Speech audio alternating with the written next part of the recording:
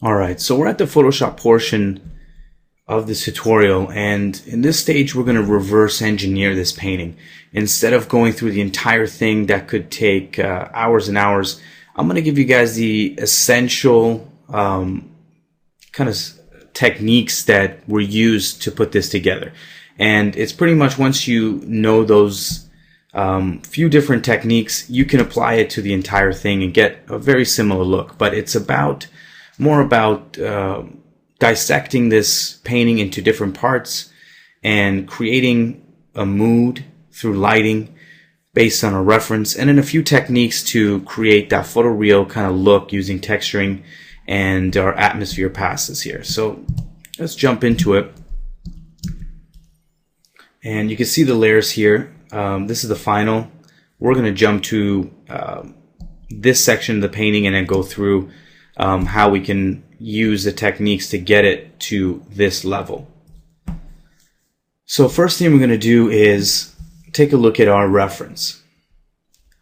So the most important part of this whole process is to gather the reference that's going to help us to create the look, set our painting in reality, make it believable through lighting, exposure, atmosphere, and textures, and dissecting our reference and finding out what are the things that make that photo look real, and how can we grab those, dissect those things out of this painting, out of the photo, and apply it to our painting to have this similar look.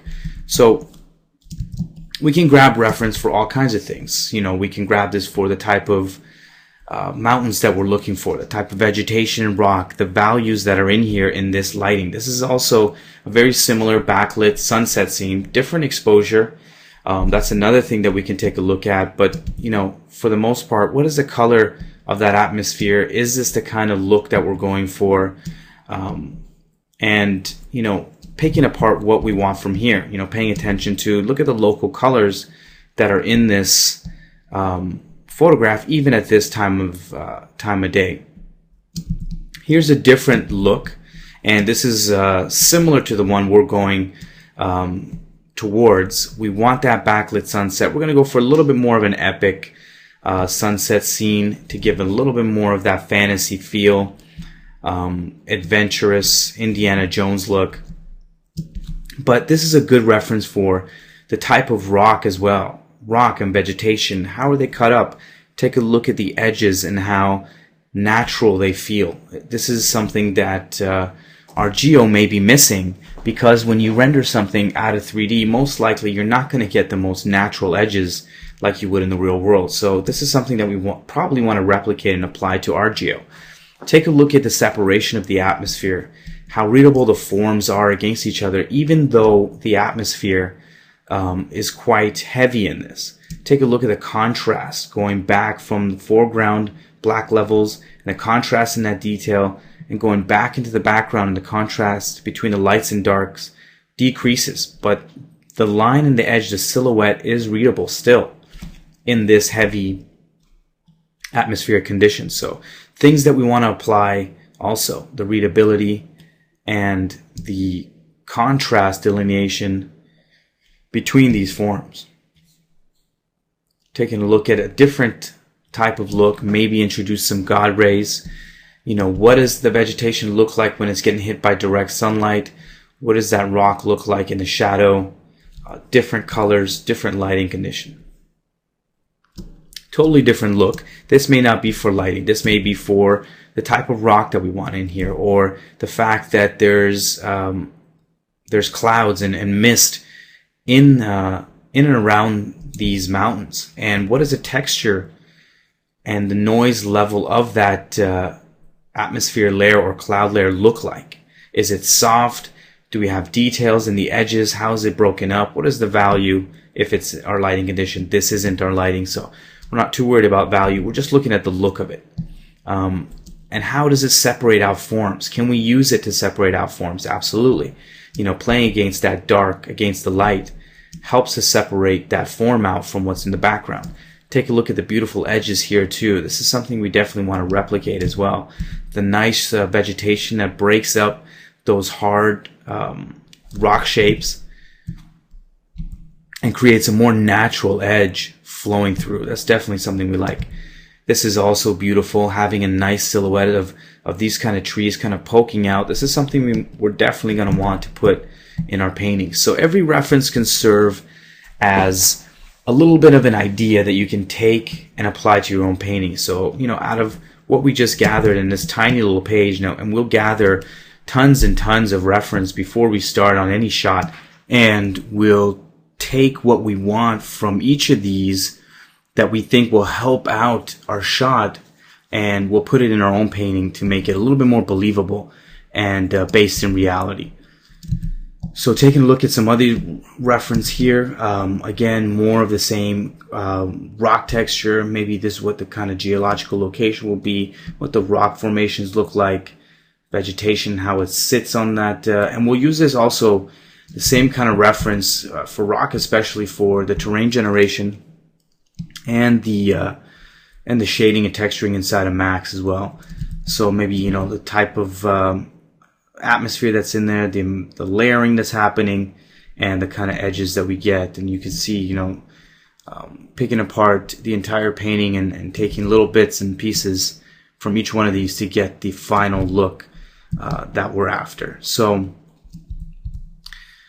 this will always be on another screen, always referring to them and looking at them for reference and guidance as to how our painting is going to get closer and closer to these references. So let's get back to our painting here.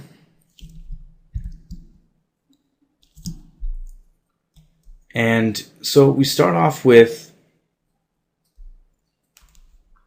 our diffuse render. So we have several different passes we rendered. We have a key light pass, separating out our key light, our diffuse, or kind of, this is more like a beauty because it has the key light in it, and we separate it out just to add a little bit more if we need to, cut out some shapes. And then a Z-Depth pass, as well as an Atmo pass here that we'll separate out. There's our Atmo pass, or our V-Ray fog pass, and then our alpha here to cut out what we need to.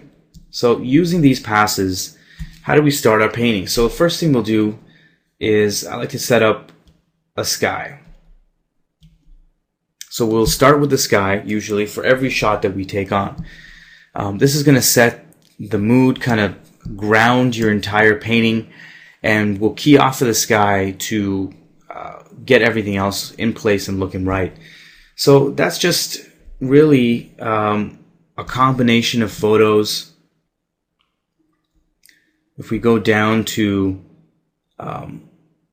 the photo itself, this has been color corrected. It wasn't this saturated, but the color correction is in here. Usually I like to keep the color correction separate. But this is a photo that was shot right here where we live, not too far away, on top of a hillside.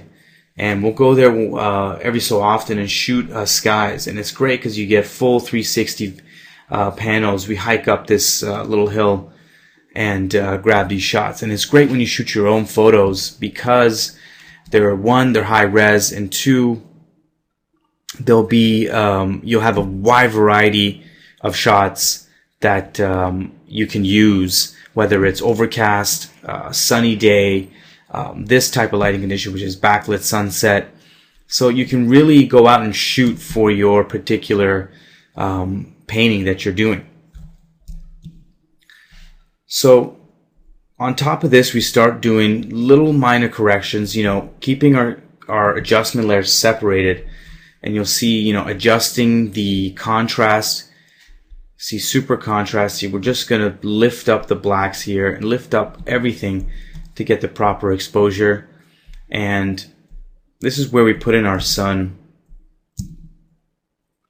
We want to replace that because what we want is a nice iconic sun in the shot for our plane to kind of fly off into the sunset. So to have that, we have this shape here, and that shape is going to use the values that's underneath.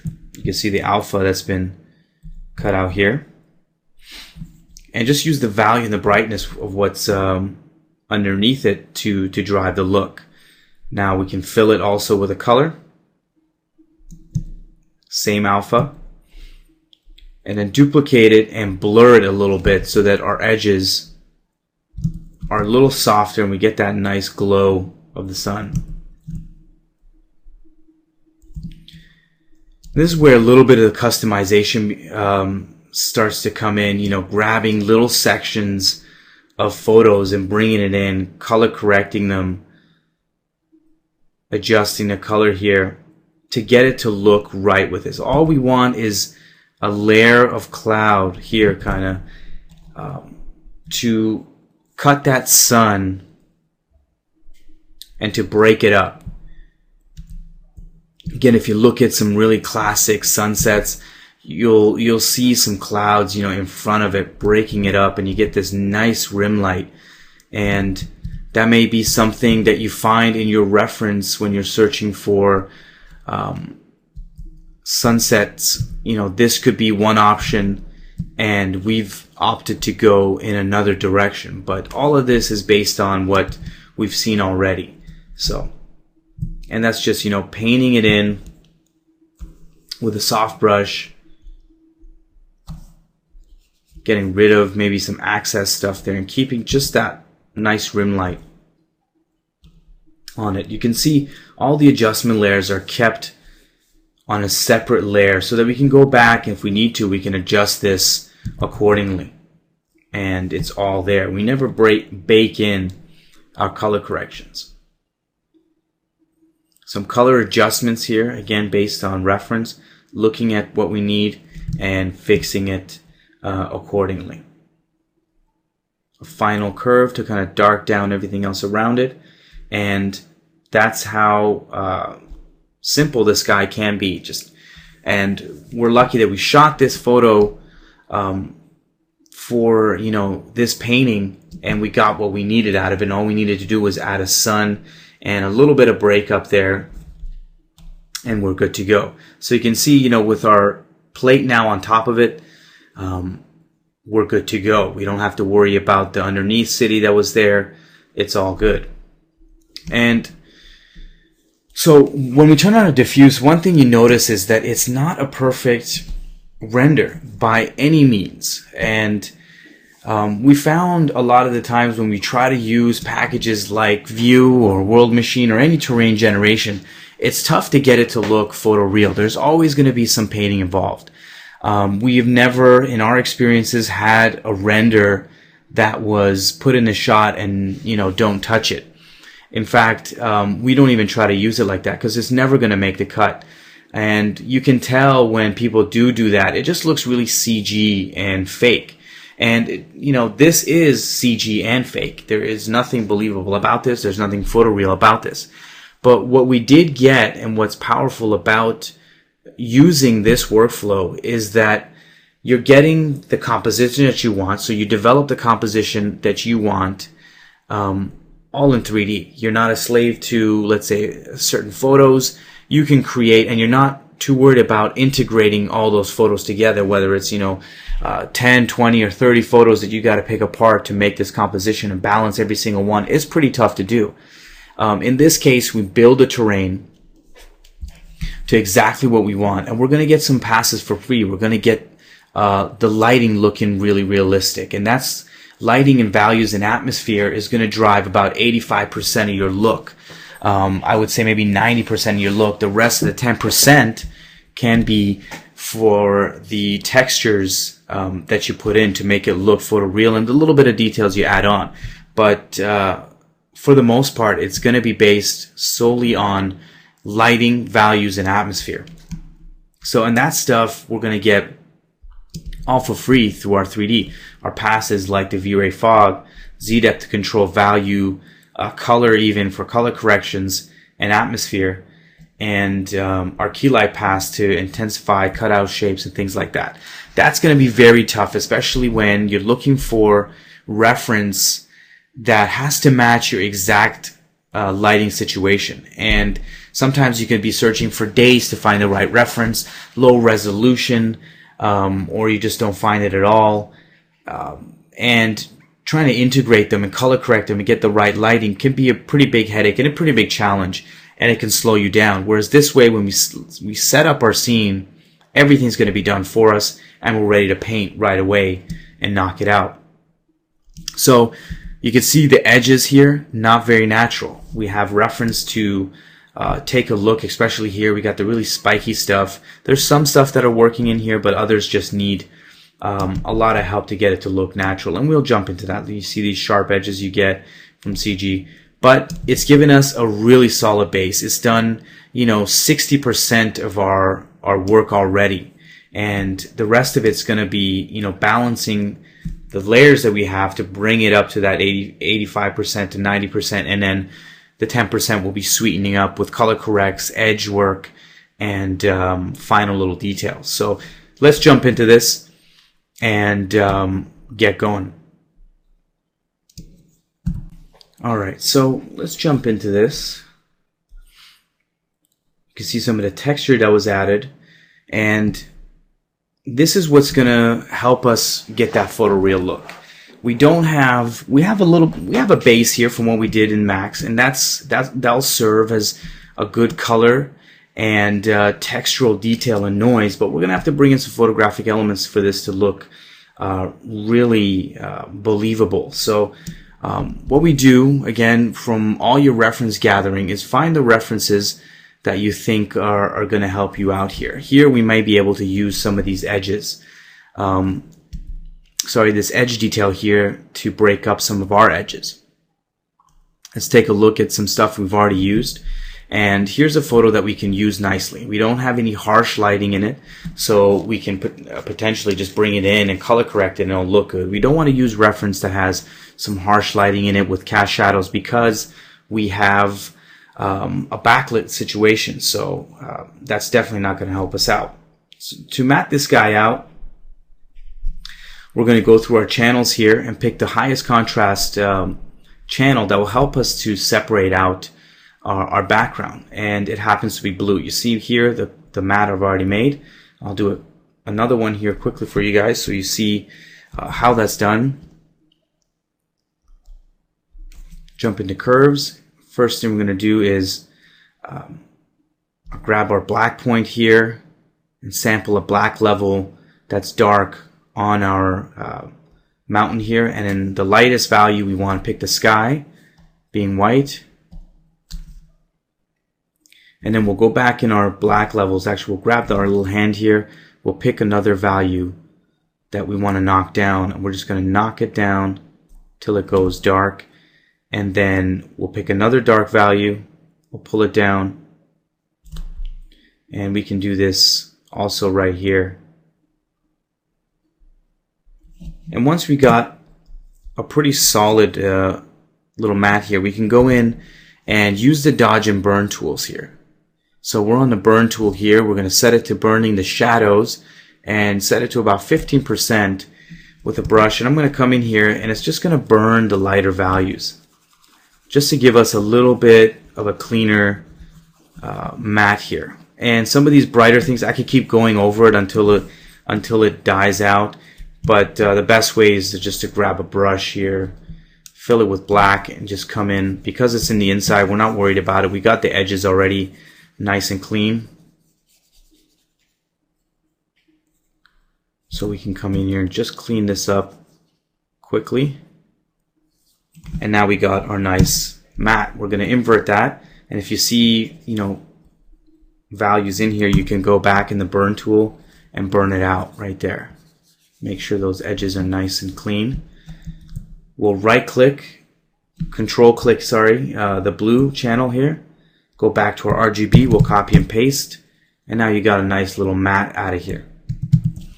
We'll copy and paste that and bring it into our painting, and you'll see it right here. And to stay organized, I'll create a folder called text or texture, and you'll see the different layers I have. I'll group this one in here. So I'll turn that off because it's already there. and I'll create a new group for this guy. And you can see we're a little out of scale here. So I'm going to size this guy down and put it right there. To get rid of this 1 pixel edge, we can use a layer defringe and take 1 pixel out. And if you still get those bad edges, we're going to darken this down quite a bit, but you can just grab our sample key, put it on the lock transparency, grab that sample and just go over top of it to add some value in there, color and information. We're not going to go through it, but just want to show you guys how you can clean your mats out.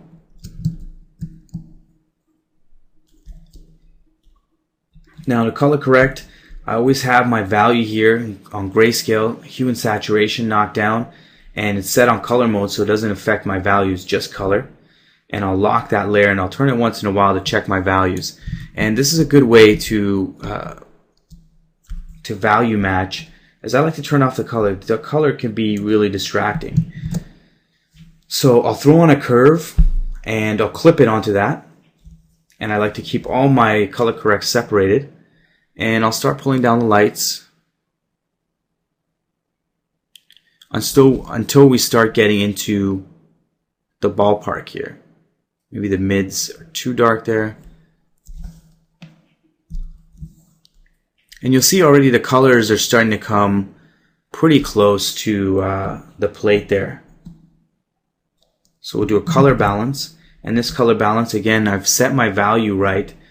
So I'm going to put that on color mode so that it doesn't affect my values at this point. I can color correct it. And you see me shifting the colors without affecting the values.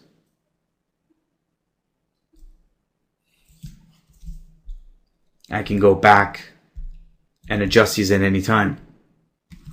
And then I'll create a clipping mask right here in my layer and just smooth that in. I'm just easing that into the texture that we already have in our plate there from our diffuse channel.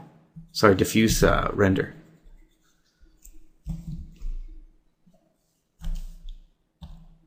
Now we can keep the edges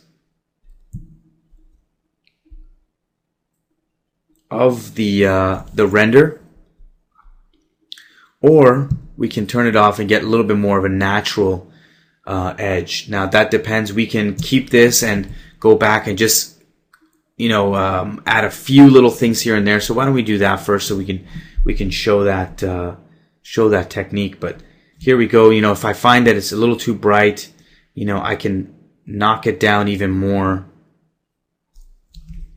to get it to look and sit in there right. And that's the powerful thing about keeping these separated. And one more thing I like to do, we're losing that top light.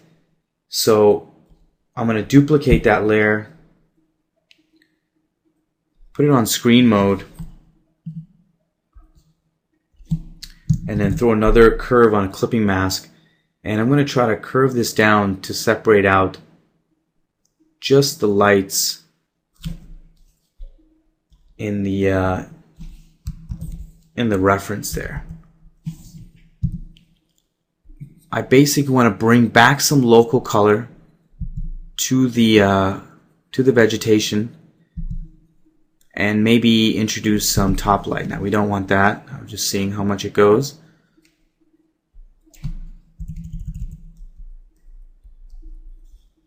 Just a little bit of local color back in there. You can see the difference, adding a little bit more form to it, getting that top light, and that's going to go a long way to making our stuff look realistic lighting. And because it's lit and influenced by the skylight there, we can cool it down a little, add some cyans and maybe some magentas or some blues, to make that happen, and we can throw that again on color mode.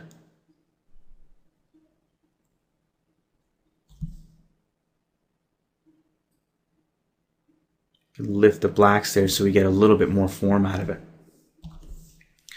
and you can paint into the mask.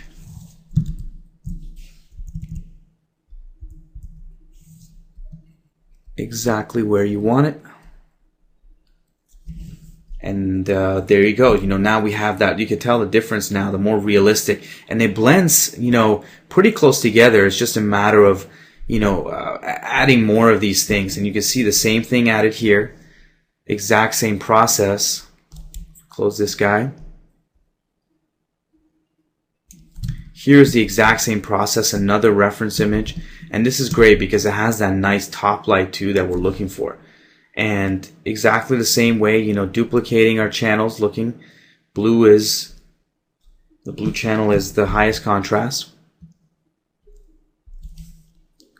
Jump in our curves, select our darks, and then our brights back here. And if it starts getting too crunchy, you want to back it off a little bit, and then come back in with our burn tool and burn those details in, and then switch to dodge here and see if we can dodge out some of these brighter values. We probably won't be using this edge. We're more concerned about the texture than the edges for now. Pick a hard brush here and paint this in so you guys get the gist of it there. This is already a pre-done matte. I'm going to control select, copy and paste, and we're just looking for this section here. You can grab that and bring it in to our painting. And this is for this piece right here. You can see it.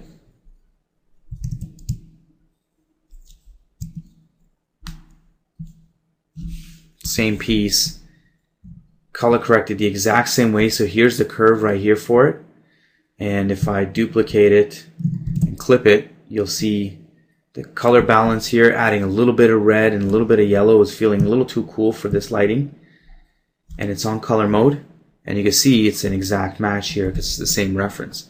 And basically painting in where you want it. You can even grab a textured brush and just, help it integrate into what you have already. And these little sections of photographic reference will bring that realism to your painting that you're looking for. And the exact same thing was done to this side. So if we get rid of this, here's another reference we could possibly use. We can use that edge detail right there. We'll jump into. It's this piece right here, matted out the exact same way, brought in to our painting here.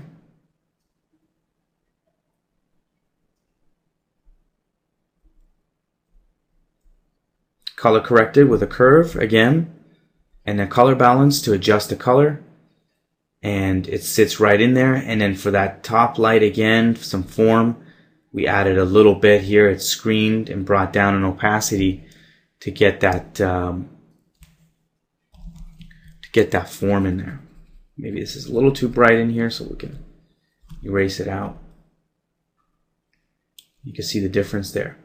And the exact same process again can be done throughout the entire painting. Now we haven't even touched most of this, and usually we will hit up all of those areas except maybe the stuff in the background, because it's going to be in heavy fog, as we'll jump into right now. So we have this foreground rock here that we created the exact same way, extracting out elements, color correcting it, and adding a little bit of haze in there to get it to sit in there. Now let's jump into edges real quick. And we saw a nice little reference up here. We have that already matted out and separated, so we can grab this edge copy it, and the exact same way, you know, that we did for textures, we can do for edges.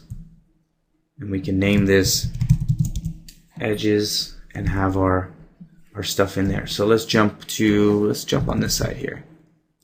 Make sure your scale's right. And we'll use little sections at a time here.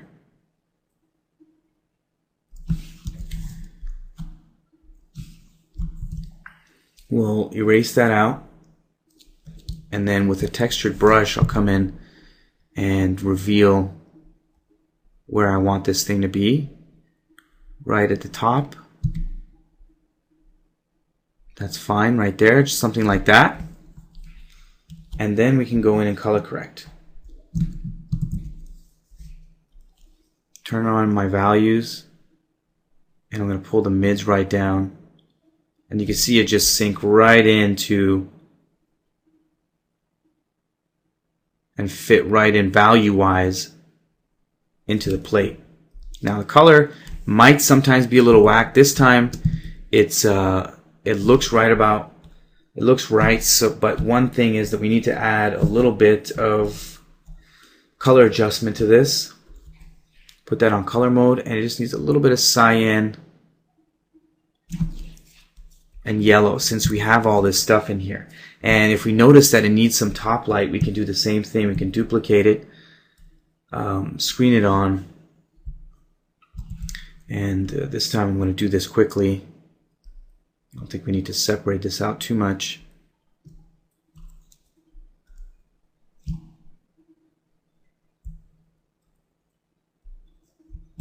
Fill it with black and then come in and paint exactly where we want it. This is going to need some color adjustment, you can see, because it's a little bit warmer. Maybe we're a little too warm there, but just for matching it up, we can add a little bit of warmth here. And it looks like the black levels in this guy could use a little bit of work to match. Adjusting that black levels, and we're good. Now we're painting this at 4K, and we're going to come down in size. So, you know, don't worry about it being a little bit pixelated on those edges. And if it's too big, you can always come in and adjust it to make sure your scale's right. But you know, it's that kind of edge detail that we can apply to these things, and it might actually be way too big, so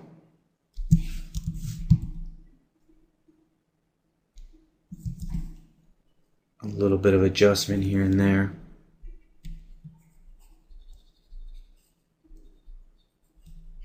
See what that does.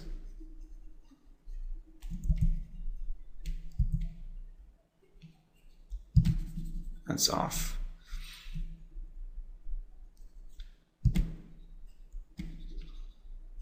And that might be too much too.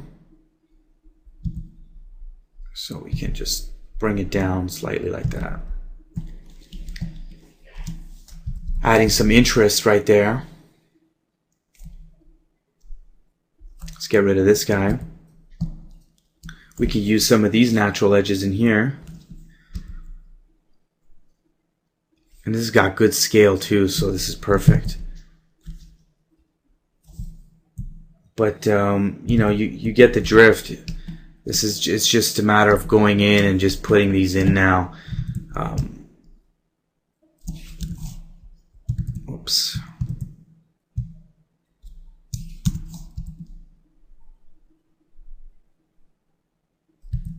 You know, a little bit of work here and there can go a long way for these guys. Maybe you want to put that tree right there. That's good.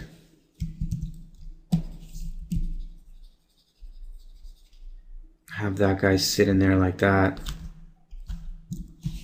And we'll do the same thing with our color correction here, except I'm not gonna separate out this time. Value's good, and the color might be fine as well. Just clean up some of those edges It's got a little bit of fringe on it that we can, get rid of right away by turning on our transparency exactly the same way. And we got a little bit more of a natural edge right there. And if you take a look right here and how much it adds, even up here, it adds a little bit of believability, which is what we want. All right, let's get into some atmosphere now that we got a pretty good handle on how to add these edges and textures. And it's just a matter of doing it, the same exact process, finding the right reference, matching your scale, make sure your scale is right, and duplicating it all the way through. And then finding some nice edges from photo reference and adding it where it needs to. It doesn't have to be everywhere, but just little places where, it needs it. These sharper edges here definitely could use it. These edges in here definitely could use some work, and that's where we're going to go and address them, take away from that CG-ness. All right, now let's talk about some atmosphere. So this is our V-Ray fog pass, atmosphere pass, and you can see very nice. We got some volumetric things going here as well. So really nice thing. Now, how do we use this to add some depth to our painting? Because right now it's flat. It's pretty much all the exact same plane. We're going to use our Z depth here to drive our atmosphere pass. So let's turn that on and take a look at how we can get this guy to work. So here it is with absolutely no depth whatsoever. This is the straight up fog pass, and if we turn it to 100%, you can see what it does. I've turned it down to 75 because of the editing that I've done. And what you do here, if I turn this off, and I'll get rid of this guy. So I'm going to create a mask here for it, a clipping mask. And I'm going to go to my Z that pass. I'm going to Control A to copy it all, copy it, and then come into my pass here, into our layer, and paste it in here.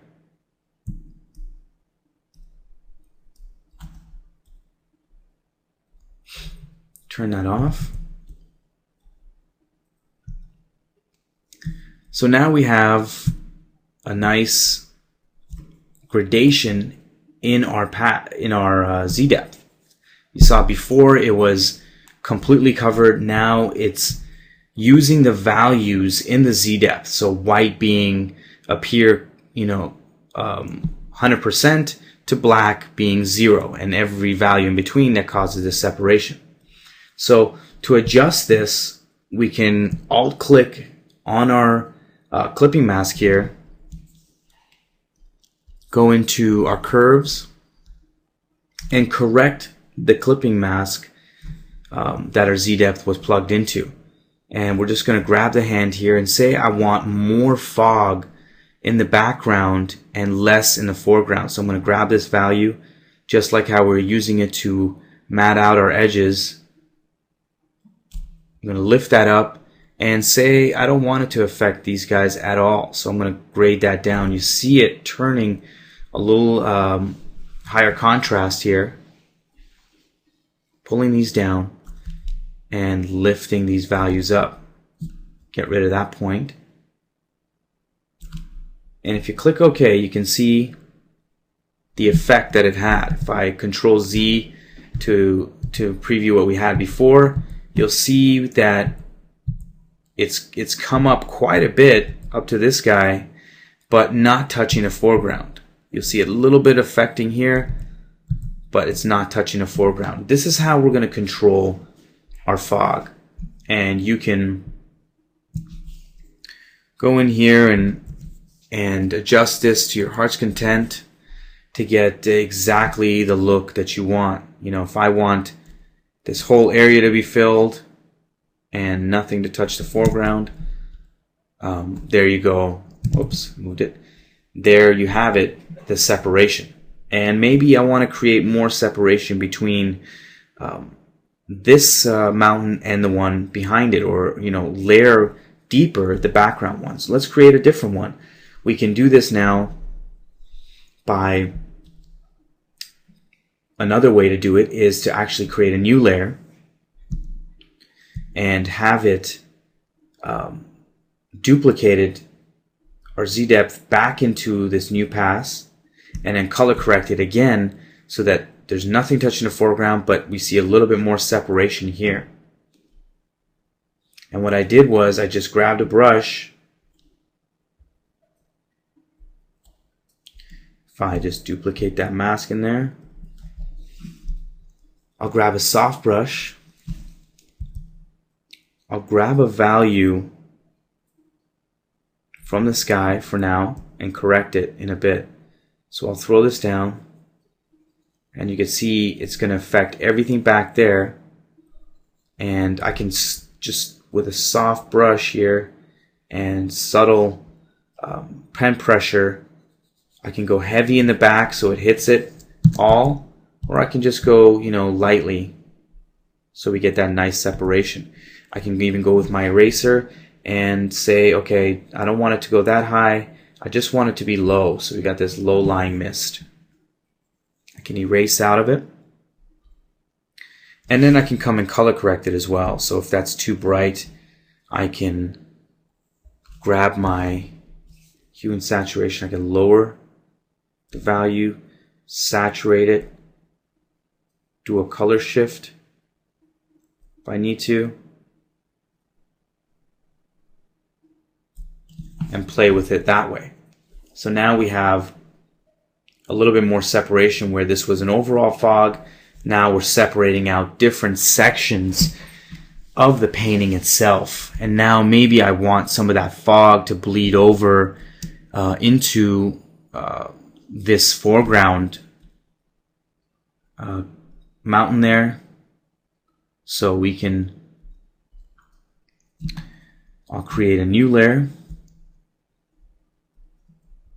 I'll copy and paste my z-depth again.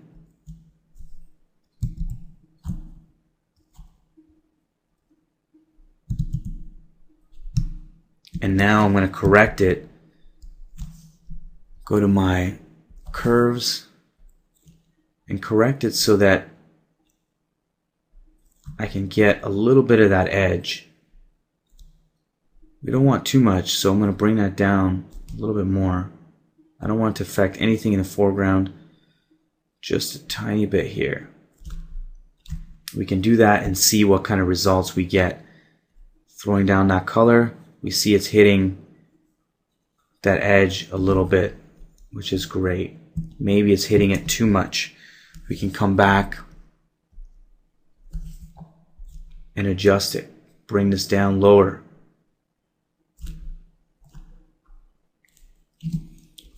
And erase back into it.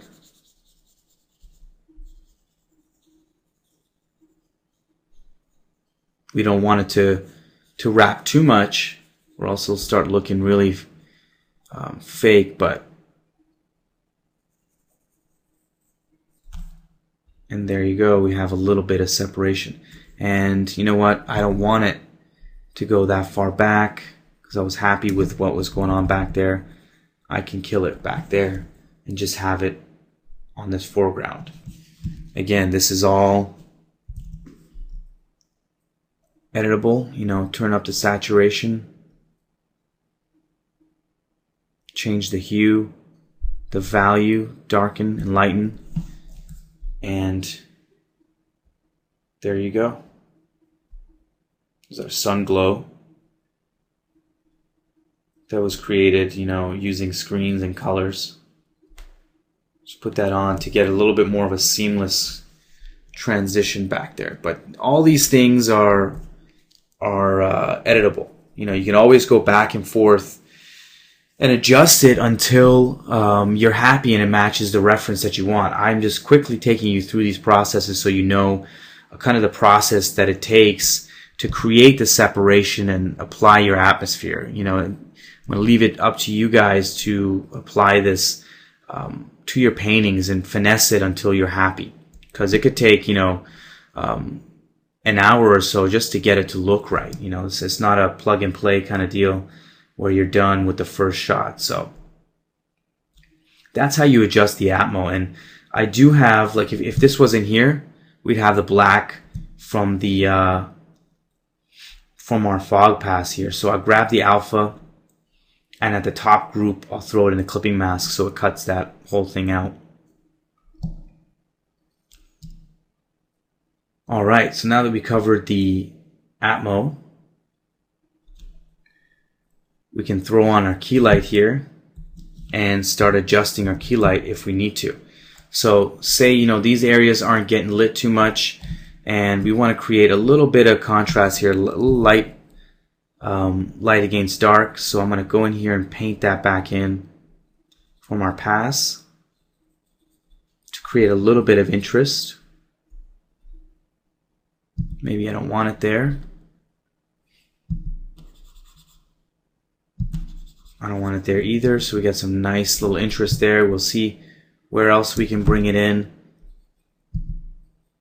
We can bring this in nicely, you know, cut these forms out from the background.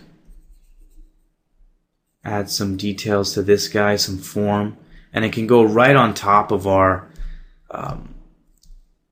textures as well, and it fits right in. You can see right here how it fits seamlessly in there.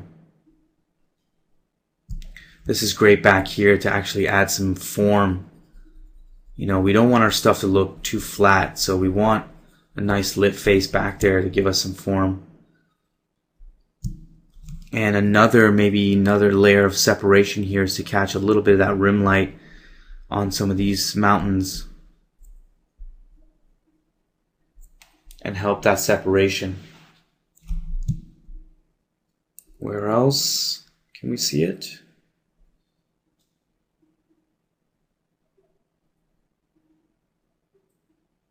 I think we might put in some here, not too strong. Let's see, maybe there. And then we can color correct this because it is reflecting that warm sun. We can maybe increase the saturation a little bit.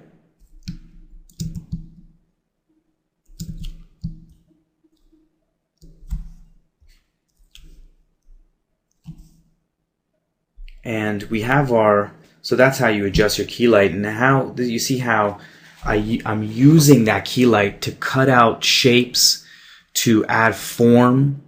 And if that's not, you know, if that necessarily wasn't in the lighting that we got, we'll go in and we'll move that key light just slightly so it's at the right angle, glancing angle, to catch some faces on the form of the mountains and give us these shapes. Because initially it wasn't lit like that. We moved the light just a little bit to catch these edges, and sometimes you're going to have to go in, and that's the great thing about having it in 3D, is that you can go back and play with the lighting a little bit, slightly, to get the passes you need and bring it in. So, you know, adjusting that really helps bring in form and take away from the flatness and help to cut out shapes as well from the background and from other shapes behind it.